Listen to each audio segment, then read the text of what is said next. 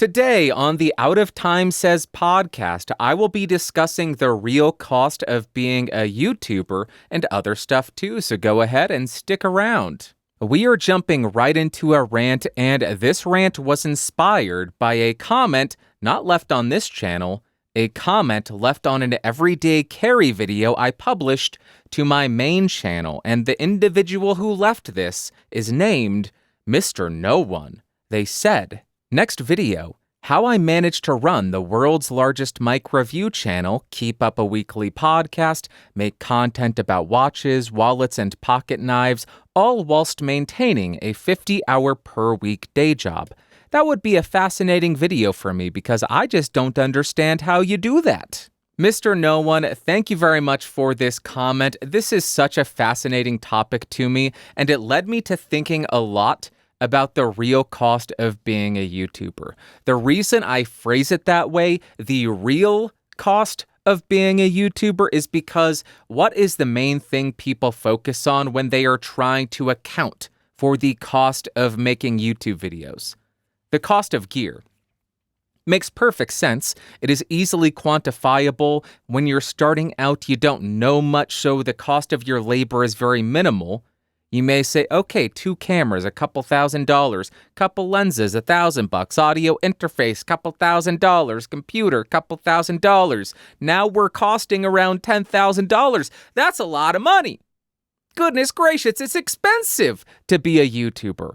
And you are not wrong. That is a lot of money to plop down on a table and say, yes, I would like to make YouTube videos, please. Now, you don't need to spend that much. You can easily get by with your phone's camera, which is great. You can get a $50, $60, $100 USB mic and get great sounding audio, and you are off to the races. But if you are trying to build up a fully fledged YouTube studio and you are pulling information from larger content creators, you can easily get that cost figure way up into the stratosphere. $10,000? Who would spend that much money on YouTube? But what is way more expensive? What costs a lot more than $10,000? All of the hours that you put into making YouTube videos. And that is what led to me logging how I spent every single minute, every single day for an entire week. Because when Mr. No One asked me this question, I thought, I don't think I do what he says. I don't think I do keep up with all of my channels. I don't publish content regularly on most of my YouTube channels. I do publish regularly on Podcastage. I do publish relatively regularly on this podcast channel. But as far as watch content, there's no regular release schedule. I may try to do that, but I don't have the time. With my music channel, I very rarely put anything out. On my personal channel where I read Grimm's fairy tales, very rarely put anything out there. So I think Mr. No One is being a bit too kind, maybe a bit too generous by saying that I managed to run the Mic Review channel, a weekly podcast, while also making content about watches, wallets, and pocket knives. Because I don't. All of that other content, all of those other channels take a backseat to Podcastage, which is my main focus, as well as my day-to-day life. So if I need to spend more time making a microphone review video, I am going to put all the other content on the back burner. If something comes up in my life, and it means I have fewer hours in the day to work on YouTube, all of the time that I do have available is going to the main channel. The other channels take a back seat. But I went ahead and logged every single minute. I am not going to read every day to you because that would just be miserably boring. Miserably boring. I will give you a top-level summary. I typically wake up around 5:30 or 6. I will work at my day job from 6:30 to 3:30-ish, and then check my email a little bit later in the day as well. From 3:30 to 5:30, I do a little bit of exercise, I make dinner, I eat, I relax for 2 hours, and from around 5:30 to 9:30 or 10:30 or 11, in some cases, I will work on YouTube. That is typically the main channel. Then I will do the podcast, which takes up pretty much all Sunday. And with any free time that I have left, which seems to be dwindling by the day, that is where I will that's where I'll try to squeeze in. Why did I? That was the craziest thing. I literally just replaced an R with a W. I try. How embarrassing. But I will try to make content about wallets, watches, pocket knives, reading Grimm's fairy tales, anything. But as the pressure that I put on myself for the podcastage channel has grown, as the testing has expanded, I have fewer and fewer free minutes over the week to make content about anything else. So that is my typical day. I will just give you a rundown of how many hours I spent each day on YouTube. Day 1, 4.75. Day 2, 5.75. Day 3, it was my Dungeons & Dragons day, half an hour. That's it. Day 4, 5.25. Day 5, which was a Saturday, 9.25 hours. Day 6, which was a Sunday, 9.75 hours. And day 7, 5.5 hours. What does that mean? In 1 week, I spent 40.75 hours on YouTube. And what does that tell me? Instead of making YouTube videos, I could go get a second full-time job and earn an annual salary of $60,000 plus every single year.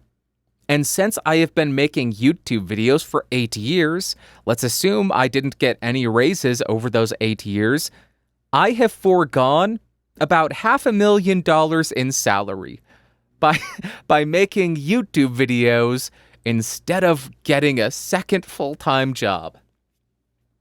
When I quantify things that way, it makes me second-guess a lot of decisions that I have made. And that is why time is the real cost of being a YouTuber. I have spent a lot of money buying gear to make videos with, to make videos on. It is nowhere near $500,000. I could be $500,000 richer. I could own a home. I certainly have made nowhere near $500,000. But once you start looking at it through this lens and understanding that your time, that your labor can be valuable, it makes you view your entire journey through a different lens. It allows you to understand why your time is the biggest cost to YouTube. People may look at the Podcastage YouTube channel and say, oh gosh, that is such a stupid idea. He spends so much money on equipment, buying equipment to make videos. Gosh, how much has he spent? $100,000 over 8 years maybe? He spent $7,000 on a microphone to review. All very true. Terribly irresponsible financial decision. Terribly irresponsible business decision. But how much was my time worth? Well over $400,000, nearing $500,000 if we are conservative with the estimate, with the salary. But let's go ahead and be a bit more conservative. Let's say I only spend 20 hours per week. Let's assume that I only earn $20 per hour. 20 hours times 52 weeks for every single year times 8 years. That means I have spent 8,320 hours on YouTube. With a $20 an hour rate, that means I have spent $166,000 of my time on YouTube. Even at that rate, that's a lot of money. I certainly have not been paid $166,000 for making YouTube videos. I don't think I have spent $166,000 buying equipment for YouTube videos. So in this more conservative estimate of my time being spent on YouTube and the hourly rate that I am being paid, my labor, my time is still the greatest cost, the highest cost of being a YouTuber. And for most channels, they don't have this constant overhead for every single video. They don't run channels where they have to buy something every single time they want to make a video, because that's a stupid business decision. It is a stupid business model where you have to spend money every single time you want to produce a piece of content. That is dumb. That is a dumb idea. So for most channels, the only real overhead once they have purchased the equipment to make videos is their time, is their labor. And I implore you, if you are a YouTuber, if you are looking into producing content online, let's not even just focus on YouTube. If you are making podcasts, if you are doing anything, don't discount how much your time is worth. Don't discount how much labor you are spending on it. Don't discount the opportunity cost. What else could you be spending that time doing to earn money? Is it worth it? For me, it absolutely is, because this is fun as heck. Would I like to have an additional 20, 30, 40 hours a week so I can go out and have an actual life? Absolutely. Absolutely I would. But am I going to do it? No. I'm going to keep making videos. I'm going to keep spending 20, 30, 40 hours a week making YouTube videos. Every single year, I'll continue to spend $60,000, $70,000, $80,000 of my labor hours making this content. I would be very hard-pressed to spend that much money buying equipment to review. Even if everything that I bought was $1,000, there are only 52 videos in a year. That's $52,000 plus tax. So I would have to be buying equipment that is well above $1,000. Or buy some outliers. Buy an Elam 251. Don't mind if I do. Buy a Telefunken U47. Buy a Neumann M49. Don't mind if I do. By the way, Telefunken, Neumann, want to send me an Elam 251 or the new M49? I would love to record a podcast with them. That would be the dumbest thing. Kind of like me buying a U67, but you get the point. Quantify how much time you are spending on your video and determine what the opportunity cost is. Mr. No One, thank you very much for that comment, because it's always a joy for me to have an excuse to do a few very simple calculations. How many hours times how many weeks times how much you're getting paid gives you the actual cost of making a YouTube video. I love this stuff. I put numbers in Excel all day. I'm an Excel junkie. I didn't even use Excel for this, though. I used a financial calculator. I could have used a very basic calculator, but that's the one in the studio. So, Mr. No One, thank you very much. Let me know what you all think of this. Do you think the main cost is just equipment? Do you think your time is valuable? You may not think it is, because when you're getting started, your labor may not be worth that much because you're still figuring out what the heck you're doing. How do you record a video? How do you record the actual video component? How do you record the audio well? How do you host well? How do you do preparation well? But as you get better at it, you are doing jobs that should typically earn $50+ an hour each. Hosting? People earn a lot of money for being good hosts. Making good-looking visuals, a cinematographer earns a lot of money. Good-sounding audio, an audio engineer, a boom operator, a mixer, they earn a lot of money. Doing the production side of things, the video editing, the outline creation, the research, they earn a lot of money. And as an independent content creator, whether it's YouTube, whether it's podcasting, you are doing all of that. You don't have the millions and billions and quadrillions of dollars that these massive podcast studios have, where they have 12 different producers, 7 different audio editors, you have story editors, you have audio engineer 1, 2, 7, 12. We're independent. We do it all ourselves, so our hourly rate is quite high. And frankly, I think it should be quite high because if you hired individuals to do each of these tasks, cinematography, audio engineering, microphone placement, mixing, video editing, hosting, script writing, outline, research, all of that, you would be paying hundreds upon hundreds of dollars an hour, if not in the thousands. Your time is the biggest cost when making YouTube videos. That is the rant. Let's jump to what you had to say. The first comment comes from, I'll be danged. I'll be danged, they say. Have you thought about getting back to reviewing cheaper microphones? Apparently, a lot has happened in this space with the Amazon budget mic game. I've been seeing a lot of reviews of some of the Fine mics, and they are pretty amazing.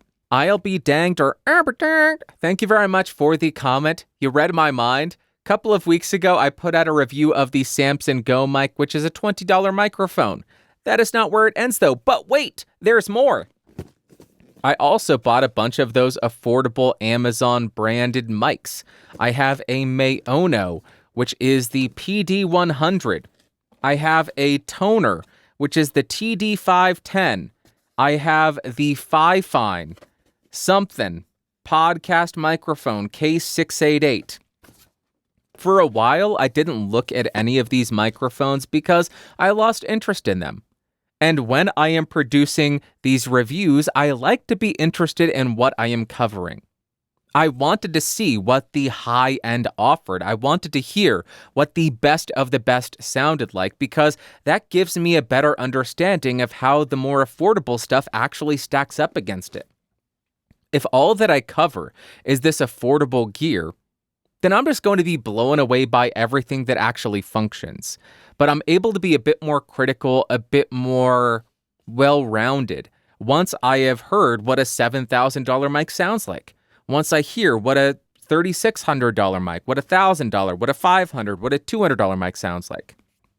Once I have that context, I am able to say, yes, this $50 XLR USB dynamic microphone may have this flaw, this flaw, this flaw, this flaw, but you are still getting this benefit here. You are still getting access to this great feature here. I am not saying anything specific about these affordable mics because I haven't used them yet, but you get the point. I wanted to experience the best of the best, and I got kind of sick of these affordable brands because the products don't have much of a shelf life. What I mean is, the thing that I love about making reviews about audio equipment is the products last a long time. I could review the SM58 15 years ago. That review is still going to be relevant today. I could review the SM7B from 2000. That would still be relevant today. With cell phones, with general technology, that's not the case. With most of the affordable mics that I covered early on, the vast majority of them aren't made anymore. They aren't sold anymore. And I noticed this trend where they would release a product, it would be for sale for 6 months, and then they would discontinue it, make some new iteration, and then I would have to review that. And since I am only putting out one video per week, that seems like a waste of a video, a waste of my time to only provide insight, only provide value for 6 months. I want the time that I spend to have the longest legs on it. I want it to be valuable for as long as possible.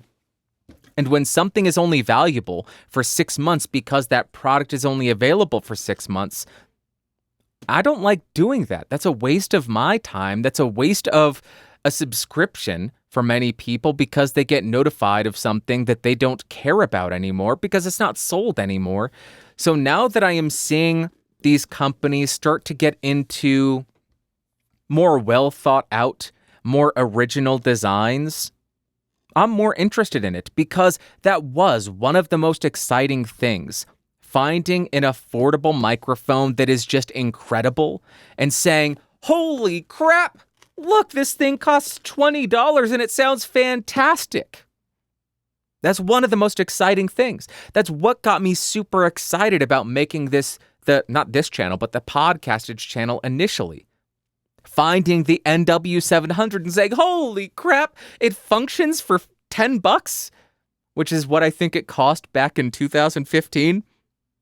$15, $10, $15, and then $5 for a USB sound card. This functions? What? Because when I was coming up, if you wanted a functioning recording setup, you're looking at hundreds of bucks. So it was very exciting, and I am excited to dive back into these, even though I swore I would never review another Mayono. I don't know. There were a few brands where I said I don't ever want to look at one of their mics again, but here we are. And now that these companies have been around for a while, it seems as though they have matured. They aren't just buying these pre-made microphones off of the shelf and then slapping their logo on them. It seems as though they may actually be doing some kind of design work, something to make their products unique to their brand. And that's much more exciting to me because how many times can somebody review an NW700 with a different brand name on it? Oh, we swear we changed something. Sure you did. Sure you did. Oh, don't worry, we'll let this one run for years. Okay, 3 months later, discontinued. Now there's a new model. No thanks. So, I will be doing more affordable microphones. I won't be completely eliminating the higher end stuff, but the more affordable stuff has become significantly more interesting over the last couple of years, or last year or so, really.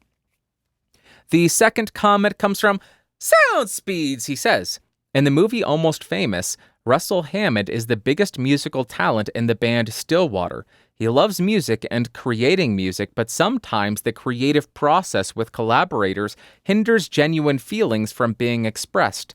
And when you add ego to the mix, in the case of Russell, he went out on the night looking for something real, immune from the restraint he was feeling on tour. This movie takes place in 1971, but the sentiment is the same. Escape from the pressures that throw off your center and you'll find your real self. It's therapeutic. Sound Speeds or Sound Speeds! Thank you very much for that comment. Very insightful analysis of the movie Almost Famous, and something that is very relevant to the conversation we had on the last episode of the show, talking about eliminating or escaping this constantly connected world, leaving your phone at home, shutting off your smartphones or shutting off your smartwatches, and just existing in the real world.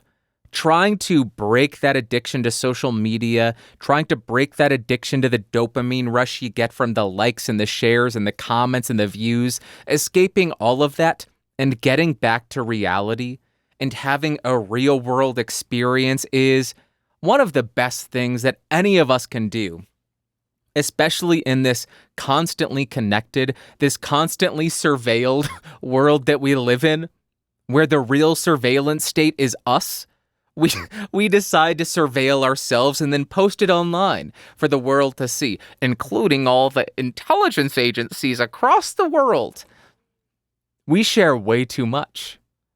So I agree 100%. Escaping the pressures that throw you off your center will allow you to find the real you. It is therapeutic. Going for a walk without a cell phone, leaving your phones at home, leaving your smartwatches at home, just existing. I'll tell you, I mentioned that I was on a trip for work this last week. At the airport, I was sitting there just looking around. 95% of the people had their heads down, just staring directly at their phone the entire time they were sitting around. It was shocking to see. I know somebody's going to say, oh, what a boomer take. Oh, Bandrew's a boomer. Are you surprised? Have you listened to this show? Have you listened to this? Are you surprised by this at all? That I'm pointing this out? Somebody's going to post a link to that photo of all the people on the train reading their newspaper. I don't care. It was shocking to see so many people just staring down, sitting next to people they knew, not talking to them, not having any real-world experiences, not looking around and enjoying what was going on, seeing people hustling and bustling and running around, looking out the window at the planes. None of that was happening. They were just trapped in their little world. wasn't very appealing to me, so I left my phone in my bag and I was just watching people. Just people watching. Maybe that makes me a creep. I don't know. I thought it was fun. I thought it was interesting. Maybe I shouldn't have been drooling on myself while I was doing it because that probably made it a bit creepier. I bet people can imagine me doing that or think I'm being serious, just staring at people, just drooling on myself. Maybe it's true, maybe it's not. I don't know. I don't have anything else. There's no Ask Bandrews. Send in your questions. Go to askbandrew.com. Send in audio and video submissions. That's what I like. We get to hear how you sound. You get a break from hearing me read. And you get me to answer your questions. That may be a pro, that may be a con, but I'm back, baby! I'm back, baby! All right. That is it for this week's episode. Maybe it was a bit shorter. I don't know. I had fun thinking on this the last couple of weeks. Been dying to review this. Maybe not dying, but I've just been excited to review this episode, to record this episode. Maybe I'll do a Bandrew Says podcast after show where I review my podcast. That would be the dumbest idea ever. I will talk to you next week. Thank you so much for coming by. I love you. I hope you have an amazing Sunday, Monday, Tuesday, Wednesday, Thursday, Friday, Saturday. Next Sunday, I will talk at you. If any of the people from my work are watching this, hey, it was great seeing you. I will talk to you next week. Bye-bye. Whoa, whoa. Boop.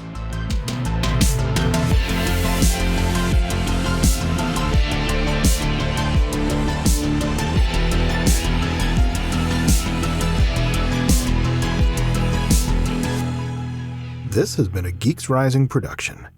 Your executive producer is Bandrew Scott. For more information, head over to www.geeksrising.com.